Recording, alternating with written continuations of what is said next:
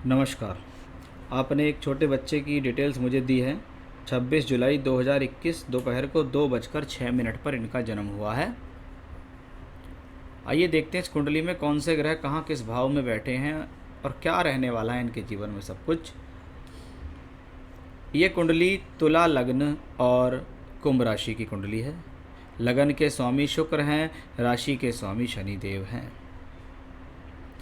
क्योंकि राशि के स्वामी शनिदेव हैं और शनि कुंडली में प्रबल बैठे हैं चौथे घर के अंदर, इसलिए सबसे पहली शुरुआत मैं शनि से करूंगा कि चंद्रमा शनि की राशि में है और शनि चौथे घर में स्वराशि के हैं। इसको कहते हैं जीवन में भूमि, जमीन, जायदाद, सुख साधनों का मिलना। ऐसा जातक परिवार की तरफ से भी प्राप्त करता है और अपने खुद के बल पर भी चल और अचल संपत्ति प्राप्त करने वाला है। यानी भूमि, जमीन, जायदाद, सुख साधन, वाहन का योग लेकर ये बच्चा पैदा हुआ। लगन से चौथे घर में शनि होता है तो शश योग होता है। ये शश योग शनि के कारकत्वों में वृद्धि करता है। जनता से लाभ लेना, निम्न वर्ग के लोगों से लाभ लेना, भूमि, प्लॉट, मकान, वाहन का सहयोग और सुख साधन मिलना इस योग से संभव है।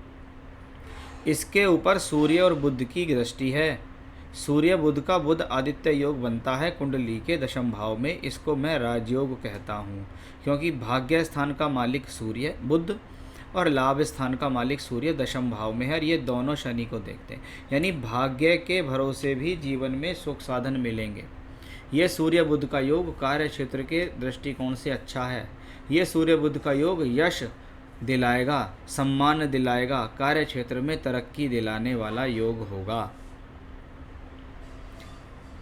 तो वो एक कॉम्बिनेशन इस कुंडली के अंदर इन योग से दिखाई दिया कि शनि भी राजयोग में है तो सूर्य और बुध भी राजयोग में हैं। यानी ये धन के हिसाब से अच्छा है, कार्य क्षेत्र के दृष्टिकोण से अच्छा है, मान सम्मान के लिए अच्छा है। वहीं लगन का मालिक जो शुक्र है वो एकादश भाव में मंगल के साथ बैठा है। यानी शुक्र ने बनाया मंगल के साथ धन योग, यानी फिर से कुंडली के अंदर एक धन योग मिला। ये धन योग कहाँ मिला? लगन का मालिक एकादश में, यानी आपका लगन, आपका शरीर, आपकी बॉडी लाभ से जुड़ गई। साथ में मंगल है दूसरे घर के मालिक, यानी कुटुंब से मिला हुआ धन शुक्र मंगल के योग से मिलेगा। अपने खुद के बल पर कमाया हुआ धन शुक्र मंगल से मिलेगा, क्योंकि चंद्रमा दशम भाव का मालिक होकर पंचम भाव में बैठा और ये चंद्रमा सीधा इसको दृष्टि देता है। यानी शुक्र, मंगल और चंद्रमा ने योग बनाया कि ऐसा व्यक्ति अपनी बुद्धि, अपनी योजना, अपनी शिक्षा के बल पर जीवन में आगे बढ़ेगा, योजना बनाएगा, कार्य क्षेत्र में आगे चलेगा और सफलता हासिल करेगा। क्योंकि ये कुंडली लगभग मुझे जो एक दृष्टिकोण से दिखाई देती है, एक व्यापारिक कुंडली दिखाई देती है। लेकिन वो व्यापारिक योग जब तक शनि की दशा नहीं आएगी, यानी 2052 यानी 32 वर्ष 31 वर्ष के बाद इस कुंडली में व्यापारिक योग दिखाई देते हैं। उससे पहले इस व्यक्ति को व्यापार नहीं करना चाहिए, उससे पहले इसको सिर्फ नौकरी करनी चाहिए। अगर उससे पहले व्यापार करें तो परिवार में अगर कोई व्यापार होता हो तो वो वाला व्यापार करें, अन्यथा नौकरी ही करें। अपने बल पर स्वतंत्र व्यापार करने के लिए शनि की दशा को आने दीजिए, क्योंकि शनिदेव आएंगे अक्टूबर 2052 में, यानी 31 वर्ष के बाद, तब आप अपने बल पे व्यापार कर सकते हो। तो शुक्र मंगल हो, सूर्य बुध हो या शनि हो, ये सब आपके फेवर में है। अब केतु भी मंगल की राशि में, यानी ये भी मंगल के फल देंगे, केतु भी धनदायक हो गया। अब आती है बृहस्पति की बारी। देखिए, गुरु चंद्र का योग अगर हो तो ये गजकेसरी योग नहीं होता, ये होता है गुरु चंद्र योग। ऐसा जातक दानी, धार्मिक और सत्यवादी होता है, ईश्वर के प्रति आस्था रखता है, सामाजिक कल्याण के लिए भी सोचता है। सिर्फ उसके मन में यही नहीं रहता कि धन धन धन, लोगों के लिए भी कुछ करना है, ऐसा भी ये योग दिखाई देता है। तो वो एक कॉम्बिनेशन यहाँ इस कुंडली से दिखाई दिया है। चंद्रमा शनि की राशि में है, शनि यहाँ बैठे हुए हैं, टेक्निकल एजुकेशन कराता है, यानी फिजिक्स, केमिस्ट्री, मैथ, साइंस, गणित, ये पढ़ाने का सब्जेक्ट है। ये कॉम्बिनेशन से इसको सफलता मिलेगी, ऐसी पढ़ाई से इसको फ़ायदा मिलेगा। ठीक है, तो आपने जैसे कुछ पूछा भी था चल अचल संपत्ति के बारे में, धन के बारे में, वो सब मैंने आपको यहाँ अभी तक बता दिया है। जॉब करेगा या बिजनेस, वो भी मैंने आपको बता दिया है। कुंडली में सरकारी नौकरी प्राप्त करने तक के भी योग हैं कि यदि जातक मेहनत करेगा तो सरकारी नौकरी भी ले सकता है। ठीक है, अब मैं बात करूंगा बृहस्पति। देखिए बृहस्पति कौन है? बृहस्पति आपकी कुंडली में तीसरे और 12वें घर के, छठे घर के मालिक हैं। तीसरा घर टूर ट्रैवलिंग्स यात्रा, छठा घर संघर्ष, और ये पंचम भाव में बैठ गया दशमेश के साथ, यानी गुरु की दशा में कोई ना कोई प्रोफेशनल क्वालिफिकेशन होगी। गुरु की दशा में जातक कोई ऐसी शिक्षा करेगा जिसका वह अपने काम धंधे में प्रयोग कर सके। लेकिन गुरु की दशा में जातक अपने जन्म स्थान को छोड़कर दूसरी जगह जाएगा। 2036 तक यानी 15 साल की उम्र तक चलेगी राहु, 15 से 31 तक चलेगी बृहस्पति, और बृहस्पति की दशा लगते ही जातक जाएगा अपने घर से दूर कुछ करने के लिए, कुछ पढ़ने के लिए। कब जाएगा? 2038, नवंबर 2038 से लेकर 4 जून 2041 के बीच गुरु में शनि की दशा होगी। ये वो समय होगा जब जातक अपने जन्म स्थान से दूर जाएगा, पढ़ने के लिए जाएगा। कभी कभी घर से बहुत दूर, या ऐसे लोग विदेश में भी जाके पढ़ लेते हैं अगर मौका लगता है, क्योंकि आने वाला देशकाल पात्र तो यही कहता है। तो घर से दूर जाना, घर से दूर जाके पढ़ाई करना, बाहर रह के नौकरी करने के योग दिखाई देते हैं बृहस्पति की दशा तक, जैसा मैंने आपको यहाँ बताया है। राहु की दशा में बच्चे का जन्म हुआ। कुंडली के अंदर कितने भी ग्रह अच्छे हों या कितने भी ग्रह खराब हों, जब तक उन ग्रह की दशा नहीं आती तब तक वो अपने अच्छे और ख़राब फल नहीं देते। जन्म के समय बच्चे को राहु की दशा मिली। राहु कुंडली के 8वें घर में शुक्र की राशि में है, और शुक्र बैठा मंगल के साथ धन योग में। इसका मतलब राहु नुकसानदायक ग्रह नहीं है, राहु फायदे देने वाला ग्रह। अष्टम में बैठा है, परिवार का सहयोग, पैतृक संपत्ति दिलाता है। शुक्र की राशि में, शुक्र एकादश में, यानी ये स्वास्थ्य के लिए, मान सम्मान के लिए सभी तरीके से राहु अच्छा है।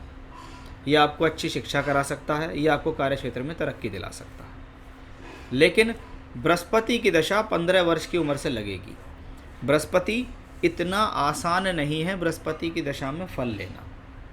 बृहस्पति आपसे खूब मेहनत कराएंगे, बृहस्पति आपको आसानी से कुछ भी हासिल नहीं होने देंगे।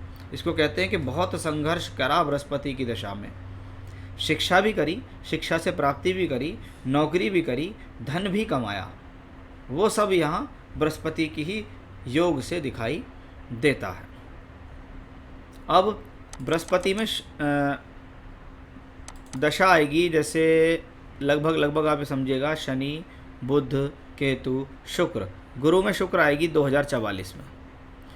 अगस्त 44 से अप्रैल 47 गुरु में शुक्र होगी।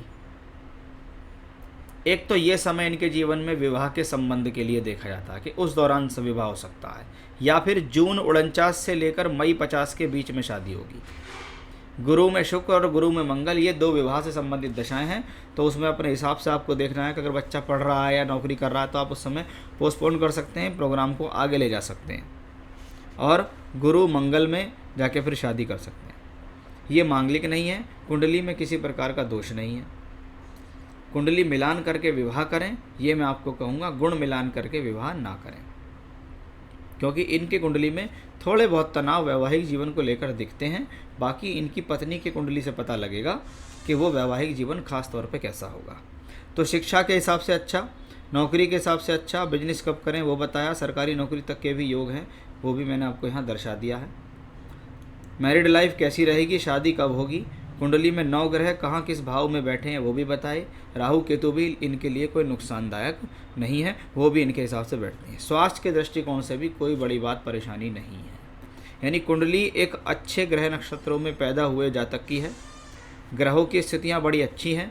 अब अच्छे ग्रह नक्षत्र लेकर जब कोई बच्चा पैदा हो और वो किसी भी परिवार में पैदा हो, उस दिन से ही उस परिवार के अच्छे दिन शुरू हो जाते हैं, क्योंकि उसको सुख साधन अगर कहीं से मिलने हैं तो वो परिवार से ही तो मिलेंगे, और जब तक परिवार में वो सुख साधन आएंगे नहीं, पैसा धन आएगा नहीं, तो मिलेंगे कैसे।